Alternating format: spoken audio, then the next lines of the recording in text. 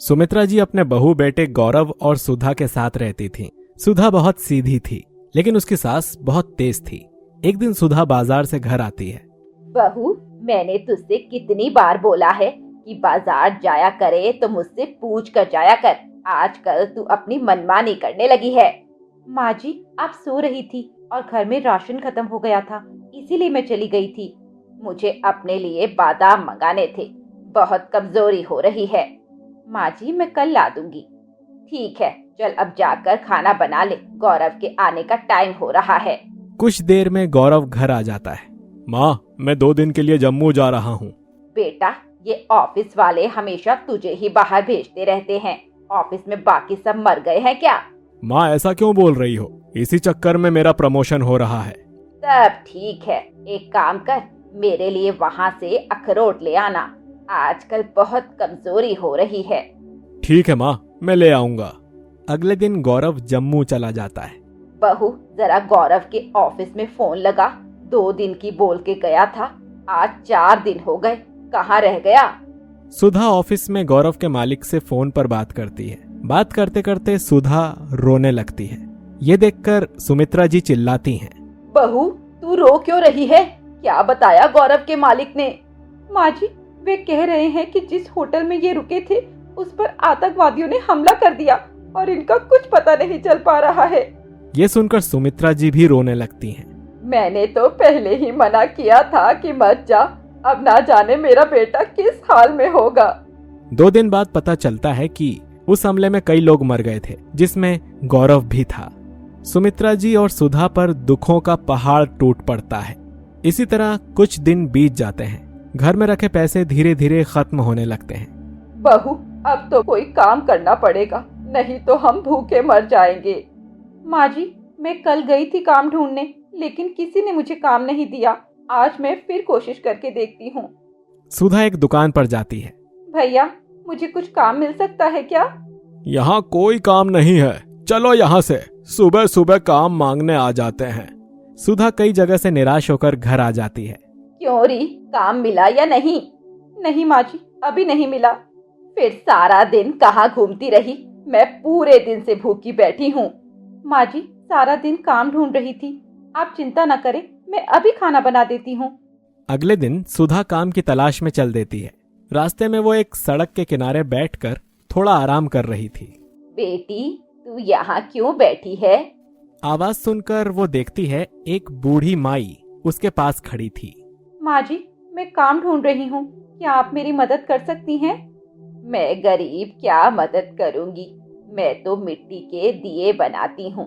तू एक काम कर, दिवाली तक मेरे बनाए दिए बेच, इससे तुझे काम मिल जाएगा। सुधा मान जाती है। वो बूढ़ी माई से दिए लेकर एक ठेले पर सजाकर बाजार में पहुंच जाती है। दिए ले लो, सुंदर दिए, दिवाली के दिए ले लो। इसी तरह सुधा घूम घूम कर दिए बेचने लगती है। शाम को वो वापस बुढ़िया माई के पास पहुंचती है। माँ जी, आपके दिए इतने सुंदर थे कि हाथों हाथ बिक गए। ये लीजिए आज की कमाई, इसे तू रख, इसमें से आधे पैसे तेरे हैं, दिवाली बाद मुझे दे देना। अगले दिन से सुधा दिए बेचकर पैसे कमाने लगती है। दिवाली वाले दिन सुधा के पास थोड़े से दिए बच जाते हैं। माँ जी, आज थोड़े से दिए बच गए, लेकिन अब कल से क्या बेचेंगे? दिवाली तो आज खत्म हो जाएगी। एक काम कर, ये बचे दिए अपने घर ले जा और दिवाली में जला लेना। और रही बात आगे की, तो इसकी चिंता मत कर। सुधा दिए लेकर घर आ जाती है। आज बहुत देर लगा दी तूने, और ये थैली में क्या है? माँ जी, दिए बच गए थे तो माँ जी ने मुझे दे दिए दिवाली मनाने के लिए। सुमित्रा और सुधा दोनों माँ लक्ष्मी की पूजा करने बैठ जाते हैं। माँ जी, पूजा तो हो गई, लेकिन मैं भूल गई, मुझे दिए वाली माँ जी को उनके हिस्से के पैसे देने थे। आज दिवाली है, वो क्या सोच रही होंगी। आप बैठिए, मैं पैसे देकर अभी आती हूँ। सुधा पैसे लेकर उसी जगह पहुंच जाती है, लेकिन वहाँ कोई नहीं था। माँ जी, माँ जी, कहाँ हैं आप? काफी ढूंढने के बाद वो घर वापस आ जाती है। रात को सपने में उसे लक्ष्मी जी दिखाई देती हैं। बेटी, ये सारे पैसे तेरी मेहनत के हैं, मैं तो तेरी मदद करने आई थी। इस पैसे से काम शुरू कर, तुझे कभी पैसों की कमी नहीं होगी। सुधा की आंख खुली और वो रोने लगी। उसने अपनी सास को सारी बात बताई। दोनों ने मां लक्ष्मी के समक्ष नमन किया। उस पैसे से सुधा ने खिलौने की दुकान खोल ली, जो बहुत अच्छे से चलने लगी। बिलासपुर राज्य के राजा मधु सिंह अपनी रानी रूपमती के साथ राज करते थे। उनके कोई संतान नहीं थी, जिसके कारण वे परेशान रहते थे। दूसरे राज्य के राजा चाहते थे कि उनके कोई संतान ना हो, जिससे वे बिलासपुर को अपने राज्य में मिला लें। राजा रानी दोनों भगवान विष्णु व मां लक्ष्मी की दिन रात पूजा करते थे। एक दिन राजा के दरबार में एक साधु आए। राजा ने उनका आदर सत्कार किया। साधु ने प्रसन्न होकर रानी को एक सेब दिया और कहा, बेटी, आज से 3 दिन का उपवास कर तीसरे दिन सायंकाल में भगवान विष्णु और मां लक्ष्मी की पूजा करने के बाद इस सेब को खा लेना। यदि भगवान ने चाहा तो तुम्हारे संतान अवश्य होगी। रानी ने साधु से वह सेब लेकर अपनी सबसे विश्वसनीय दासी को संभाल कर रखने के लिए दिया और कहा, त्रिशा, इस सेब को संभाल कर रखना और 3 दिन बाद जब मेरा उपवास पूरा होगा तो इसे मुझे दे देना। त्रिशा ने सेब को अपने पास रख लिया। रानी ने 3 दिन का उपवास पूरा किया और त्रिशा से सेब लेकर खा लिया। राजा रानी पुत्र की आस में दिन रात भगवान विष्णु और मां लक्ष्मी की पूजा करते रहे। इसी तरह पूरा 1 वर्ष बीत गया। 1 वर्ष बाद वही साधु बाबा राजा के राजमहल में पहुँचे तो राजा और रानी ने रोते हुए उन्हें सारी बात बता दी। ये सुनकर साधु बाबा ने कहा, मेरी वर्षों की तपस्या व्यर्थ नहीं जा सकती। वह फल माँ लक्ष्मी का आशीर्वाद था, वह व्यर्थ नहीं जा सकता। साधु बाबा ने कुछ देर आंख बंद कर ध्यान लगाया।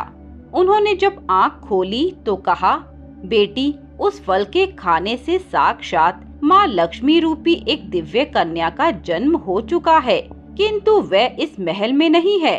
उनकी बात सुनकर रानी रूपमती ने कहा, लेकिन बाबा, ये कैसे हो सकता है? मैंने तो फल खाया था। साधु ने कहा, तुमने जिसे वह फल दिया था उसने फल बदल दिया होगा। रानी ने त्रिशा को बुलाया और पूछा। तब उसने डरते हुए कहा, मुझे माफ कर दीजिए, मेरे भी कोई संतान नहीं थी, इसीलिए वह सेब मैंने खा लिया और बदले में दूसरा सेब रख दिया था। ये सुनकर राजा ने कहा, मैं इसे अभी सजा देता हूँ, ये आजीवन कारावास में रहेगी। ये सुनकर रानी रूपमती ने कहा, महाराज, इसे माफ कर दीजिए, ये भी मेरी तरह संतान के लिए दुखी होगी, मुझे इससे कोई शिकायत नहीं है।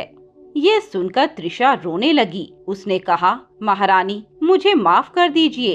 ये सुनकर साधु बाबा ने कहा, महारानी, उस दिव्य कन्या का पालन पोषण आपके द्वारा होना चाहिए। उस कन्या के शुभ चरण इस महल में पड़ते ही आपकी किस्मत बदल जाएगी। राजा ने त्रिशा से कहा, तुम्हारी बेटी का पालन पोषण राजमहल में होगा, उसे तुरंत यहाँ लेकर आओ। राजा का आदेश सुनकर त्रिशा उस दिव्य कन्या को लेकर महल में पहुँच गई। उस कन्या की देखभाल राजा रानी दोनों करते थे। उन्होंने उसे अपनी बेटी मान लिया था।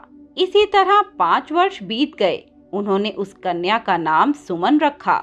एक दिन सुमन ने रानी रूपमती से कहा, माँ, मुझे मेरे साथ खेलने के लिए एक भाई चाहिए। ये सुनकर रानी रोने लगी। उसे रोता देख सुमन ने कहा, माँ, आप चुप हो जाओ और बाग के तालाब से रोज एक कमल का फूल लेकर नंगे पांव माँ लक्ष्मी के मंदिर में चढ़ा दिया करो। ऐसा 40 दिन तक करने से मुझे भाई मिल जाएगा। ये सुनकर रूपमती ने पूछा, बेटा, ये सब बातें तुझे किसने बताई? तब सुमन ने कहा, माँ, मुझे सब पता है, जो मैं कहती हूँ आप वही कीजिए। रानी रूपमती ने अगले दिन से ऐसा ही किया। ऐसा करने से रानी को पुत्र की प्राप्ति हो गई। रानी रूपमती अब सुमन को कम प्यार करती थी। वह अपने पुत्र की देखभाल ही करती रहती। ये देखकर सुमन उदास रहने लगी। इधर राजा भी पुत्र मोह में सुमन को भुला चुके थे। उनकी दासी त्रिशा यह सब देखकर बहुत परेशान होने लगी।